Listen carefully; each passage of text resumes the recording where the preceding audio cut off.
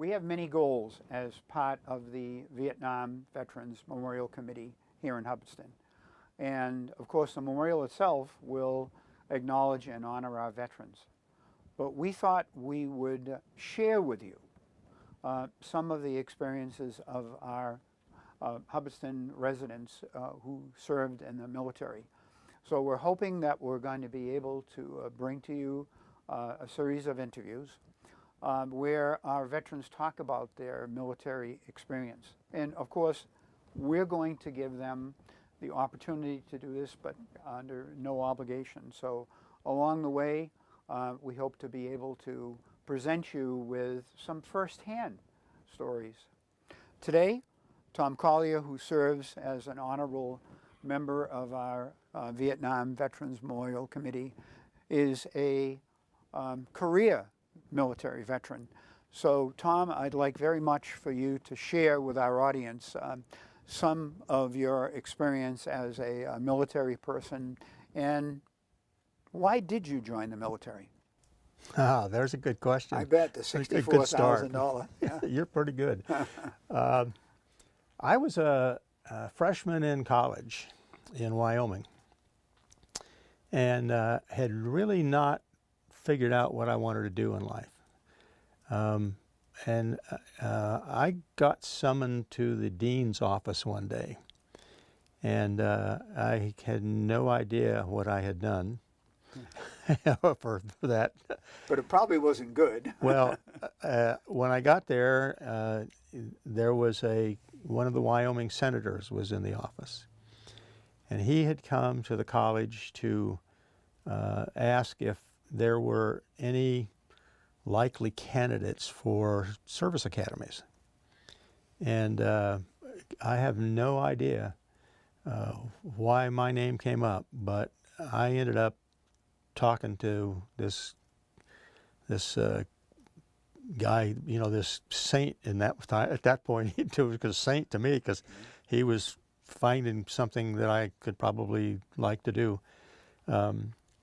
So I said yes. I didn't ask him for time to talk to my parents or my family. I just said, yeah, sure.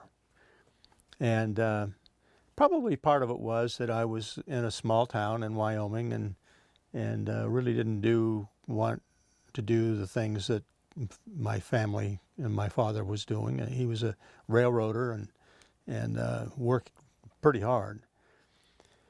So I actually got an appointment to West Point, and I was not his number one pick. So I had to wait until we got around to that. So I had to go take a bunch of physicals and do that stuff, so I towards the end of my freshman year in college, I got a phone call, and he from his office to tell me that I was everyone else that was in front of me at the end of the day turned the appointment down, and if you're still interested, you report in 2 weeks. And what year was that, Tom? This would have been 1960. Okay.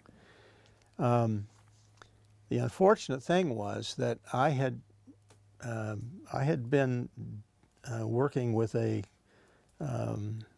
team of people in the college trying to put together a group of gymnasts, and in between halves of a basketball game against a freshman from the University of Wyoming, I had to run in, take my thing off, and then put on my thing for what I was going to put on for the dance. So I run out, I jump up on the trampoline, and my job was just to hit it, do a couple of somersaults, hit it again, get off, and go back with my.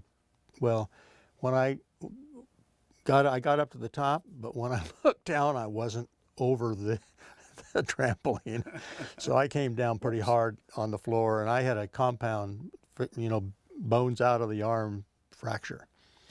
So when the guy called me, I was home, but I asked if I could go to West Point with a broken arm? And the answer, of course, was no. So he just asked me if I would be, I'll keep you in mind. And 1 year later, he had passed away. And his wife took over his position to fill out his role as a senator for Wyoming.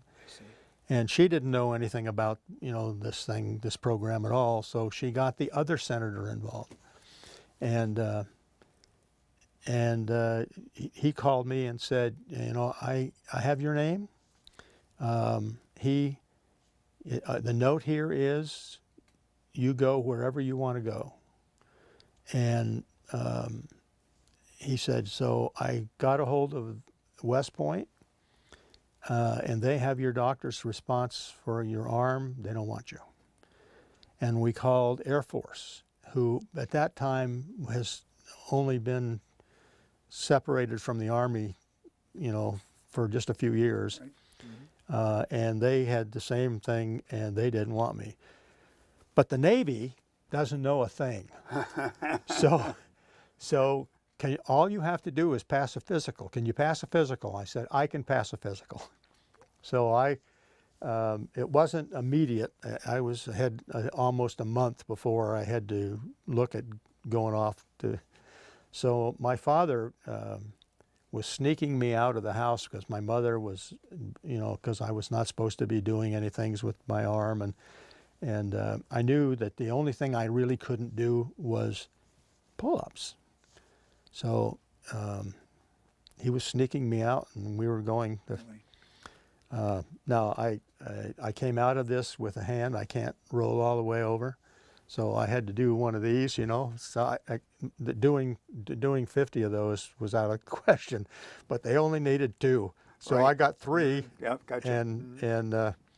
And I was on my way to Annapolis. So 4 years or 3 years downstream, I was in the Navy at that point, and trying to figure out what I wanted to do in the Navy. And I had decided that I wanted to fly. I wanted to be a pilot. And I also had decided that I wanted to get into anti-submarine warfare, because at that time was that in the Cold War, the Soviet new Soviet submarines were coming out, and they were super quiet, and we were having a really tough time, because the only way you can find them down there is they got to be making some kind of noise, and you got to be able to detect it. And the new P-3 Orion was just coming off the skids, and it was. I also was into electronics and that kind of stuff, so that's what I wanted to do. So when in between years, in between each year, you had to go. You got some time to go home and see mommy and maybe a girlfriend, but you had to spend at least 6 weeks of the summer on some detail in the service, and they always told you where you were going, with the exception of the one between your junior year and your senior year. You could pick. Now, it's like when they tell you that, it's always, as long as it meets the needs of the Navy. So I asked them for a submarine, and my idea was, in this process, I had been aboard destroyers, I had flown small airplanes, I had done a bunch of things, but I knew nothing about the submarine force. So I'm thinking, I'm going to get on a nuke and learn something. Well, what happened is I got sent to the Philippines, where I got on the USS Perch, which was a World War II diesel boat. Mm-hmm. And it had no, they'd taken the bow and stern tubes out. Its job, and it was all troop space in that thing. And so I loaded on, and I was a junior officer, but I didn't have a bunk. So I had to hot bunk with the junior officer. His watch, my watch were different. So good thing. Yeah, a good thing. Well, it turned out we were locking out what was the very first round of SEALs, and we were in close. Our job was to get them in close and then we would go to the surface, and then there was a special cab on the back of the turret where they could stow their, what we called them wubba boats, but and they would go off, and they would be gone for such and such a time, and then we would show up at a designated spot in the Chinese seas, the Sea of China, and they would be there. Hopefully. Hopefully they'd be there, but they always got back. Those guys were tough. I mean, they were, they were not. These were guys who, there was the chief, who's there smoking a cigar and a pot belly, and it's not the SEAL you see today. I mean, and two of them I got to know really well, and in that whole thing we lost both of them. They got killed in country in North Vietnam somewhere. It was, I was only there for 6 weeks. I saw a lot of things in 6 weeks, and then I went back to. So was that 1960? What at this point? That would have been 64, Yep. the summer Okay. '64, and we were in the Gulf when I don't know what the real thing was that started that war, but the one we always said started it was. That's where we were. So we were. We were they tried to get me off that submarine 3 times to go back to college because, I'd been there and school was already starting, and every time So more than 6 weeks at that point. at Tom, more right? than 6 weeks, and every time they got a helicopter set up to come off of a carrier to come out over and get me, we got into rough water, or we had to go down and disappear for a while. So I was probably the first in my class to have I got a ribbon for being there, just for being there, and probably not getting shot, I guess. But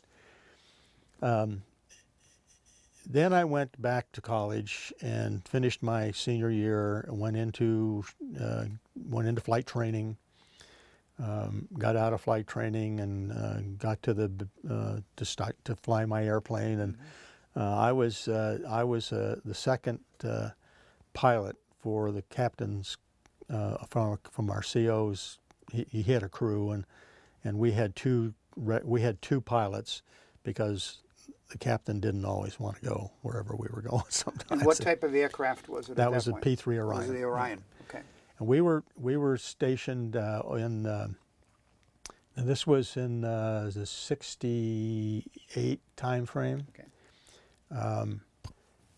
The squadron that was there just before us was home based in Maine, and they had 2 airplanes shot down,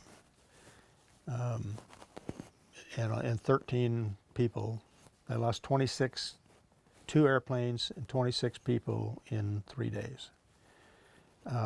So because we were going to go over, we were going to be their relief. 1 month later, we were going to be there, and they weren't. What we did is we had to fly a P-3 of ours over, so they weren't down 2 airplanes. And then when they came home, they left that one there for us. And where were you stationed at that point? Well, we were at a place called Sangley Point in the Philippines, and it's right across Manila Bay from Manila. So, a lot longer than you could swim away, but because I had my duty station, or my duty that I had, everybody has to have another job. Mine was legal officer, and they sent me to legal school before I got there, and we did have people who were trying to swim away from this whole thing. So anyway, we were there for 6 months. We flew what we did was we had 3 of our aircraft and 4 of our crews were detached into Thailand, and that's where we were doing our work in Nam.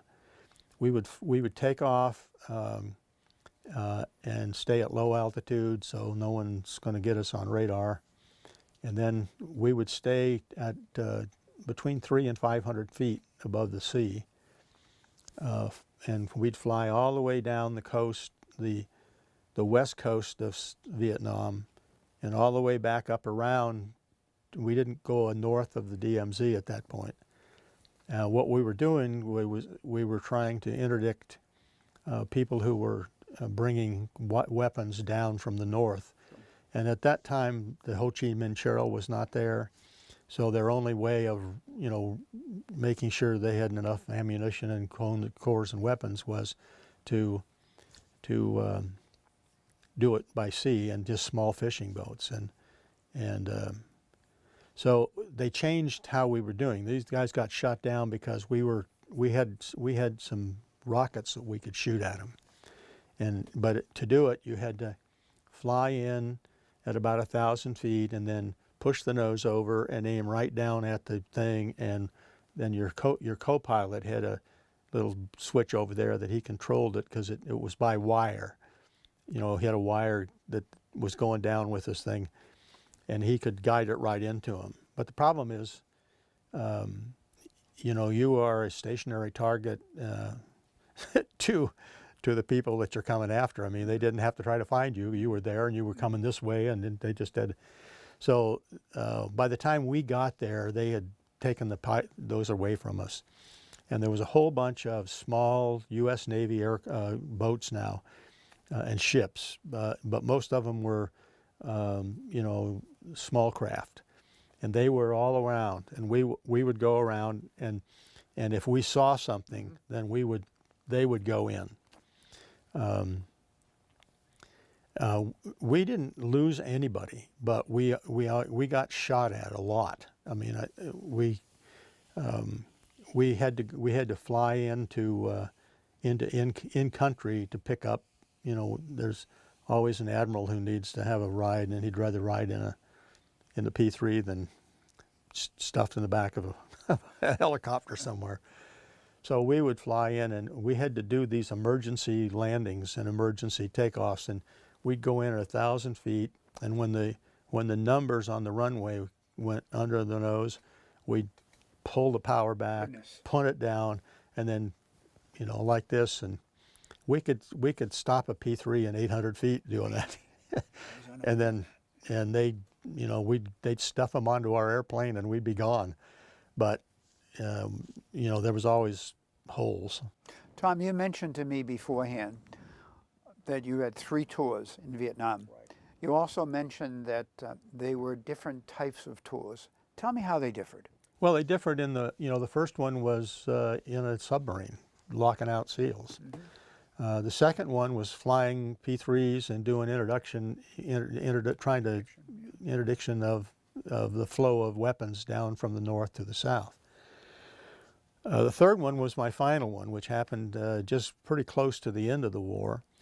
I was assigned to be the assistant navigator of the USS Saratoga, which is an aircraft carrier. I was at that point not qualified to land or take off an airplane on that thing because I had been flying, a 4-engine airplane, and when we would go out and work with carriers, we'd always do a flyby by them and ask the captain what his favorite drink was, and then we would tell him, well, when we get back to the bar, we'll have one for you. Uh-huh.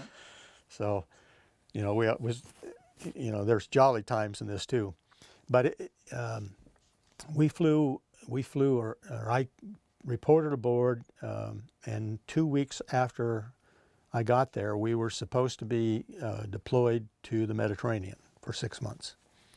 And my wife, we had 2 children by then, and my wife decided the young boys were not old enough to be in school, She was going to go over to Europe and just travel along where we came into port and that.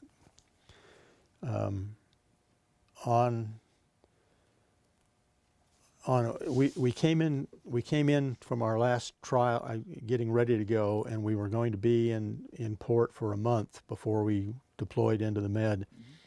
And on a Saturday, on Friday we took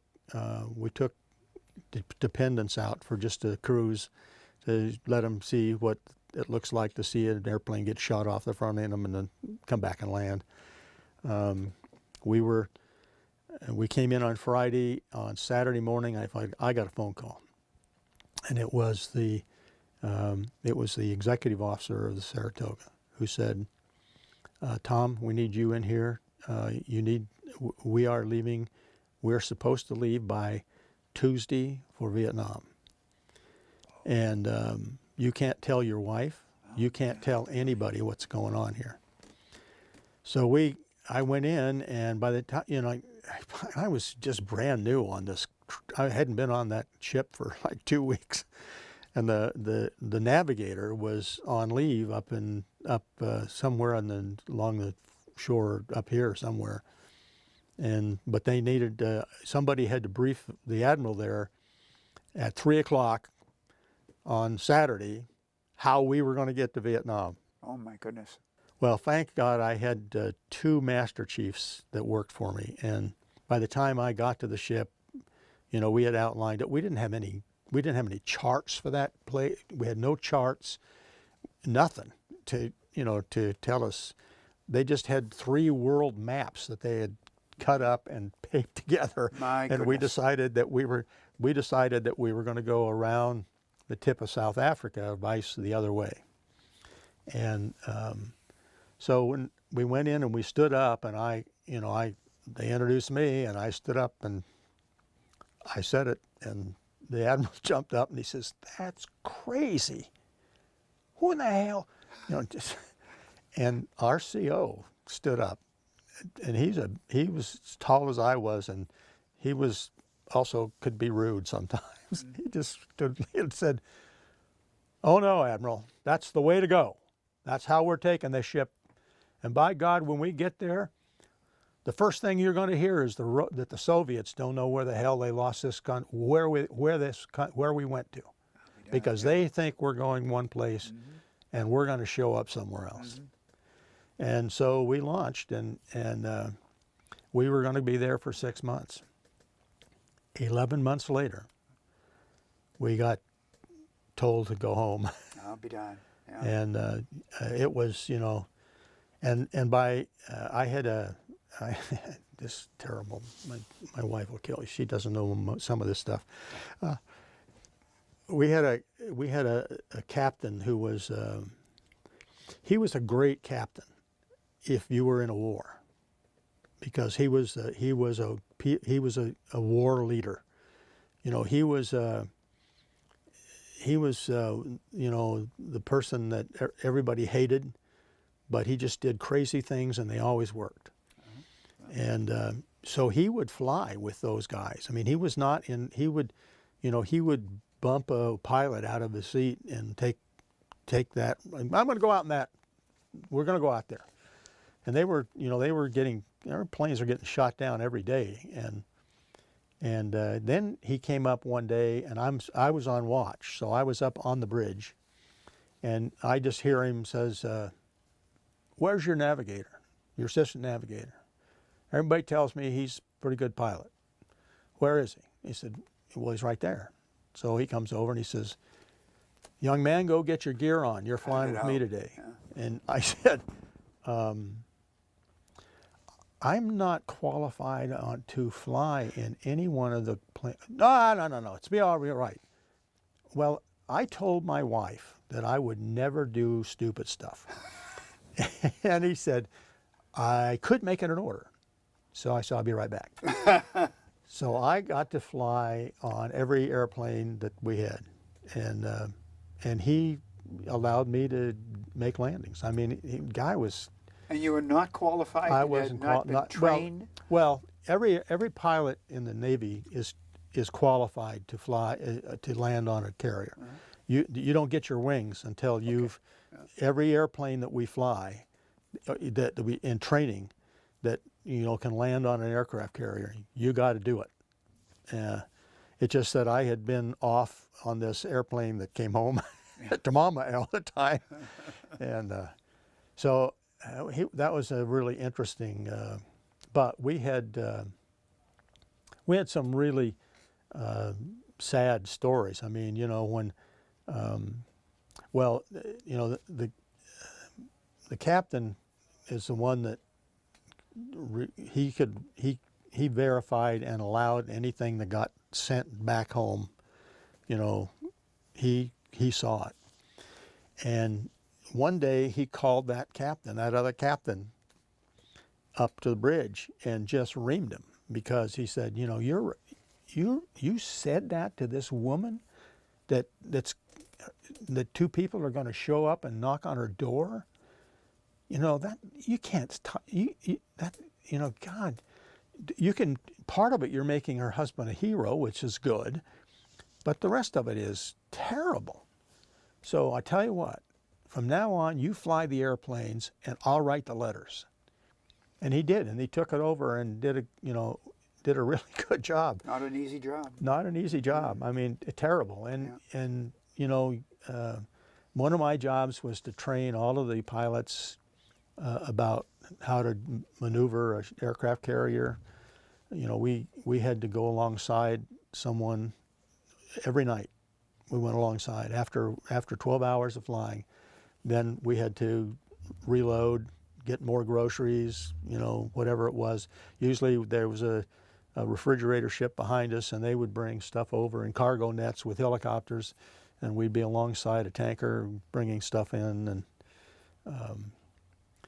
it was 18-hour working days. We went into port once for 7 days in Hong Kong. And my wife came over. She flew over. And when I got off the boat and walked up to her, she was in tears. I don't think I've ever weighed 190 pounds in my life, but I did when I walked up to her, and I was, bones were rattling a little bit. Yeah. But I didn't feel bad. I mean, we were just all there, and so when I came back from that tour, I had to fly into San Francisco, and my family met me there, and my wife and my two little boys were standing out there, I don't know, 50 yards there, and I saw them, and I'm waving to them, and all of a sudden this really cute, very pretty young woman comes running up, threw her legs around me, and I thought, hey, spit right in my face. How about that? And I tell this to a lot of veterans when we talk about that, and they talk about what they did when they came home. And I said, the truth of the matter is, my security blanket was just a little further over, Sure. and I could. Thank goodness. Thank goodness, and I could deal with that. And so I choose to think of what I did as I went home.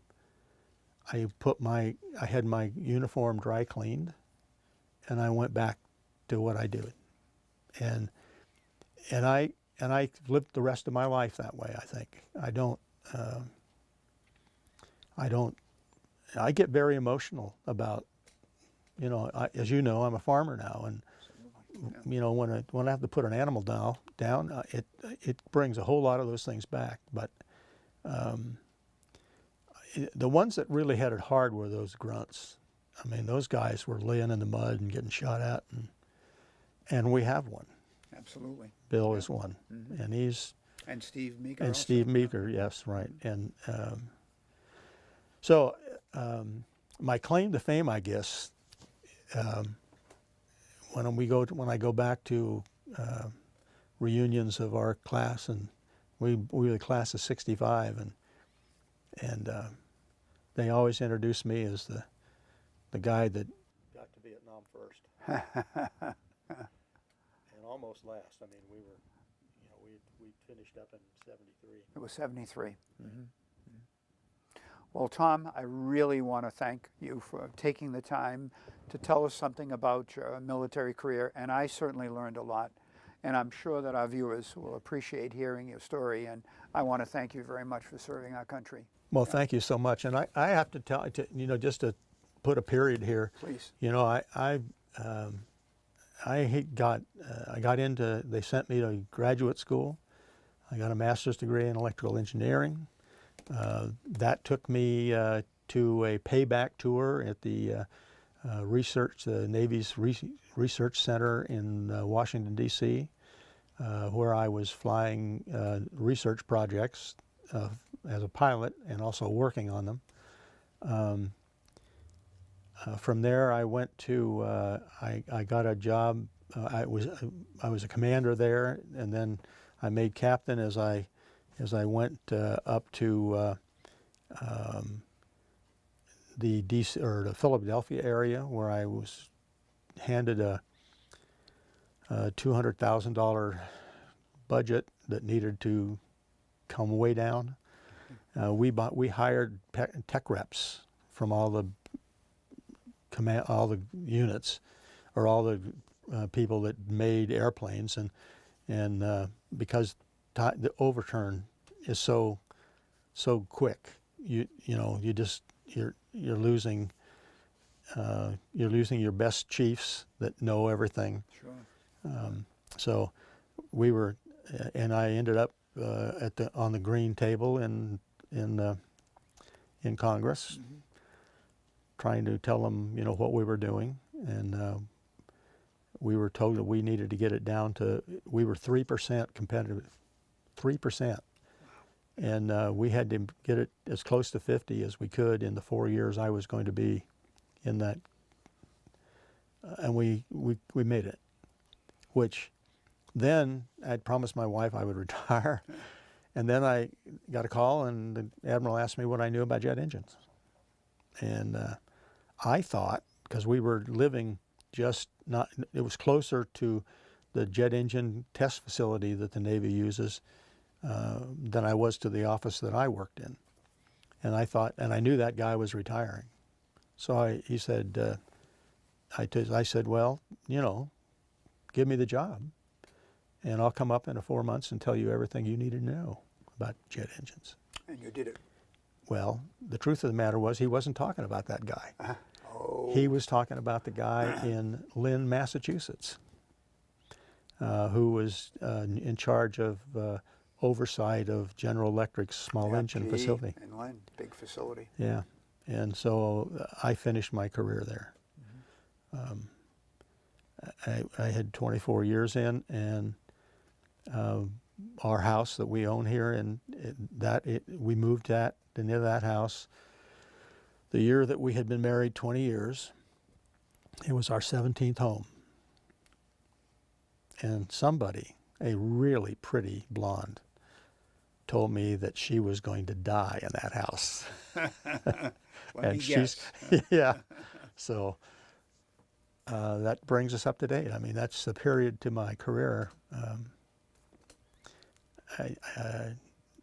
My service in the military prepared me for everything I've had to do in life. Mm-hmm. And before you were 50, you gave almost half of your life to our country, didn't you? Right. Yeah. So I retired I was 49 when I retired. I did a little bit of math while you were talking, and so look at that. Tom is one of our patriots. Tom is one of our Hubbardston residents, and Tom is one of the people that we want to acknowledge and recognize on our memorial. So please support us. Thanks so much. Thank you, everybody.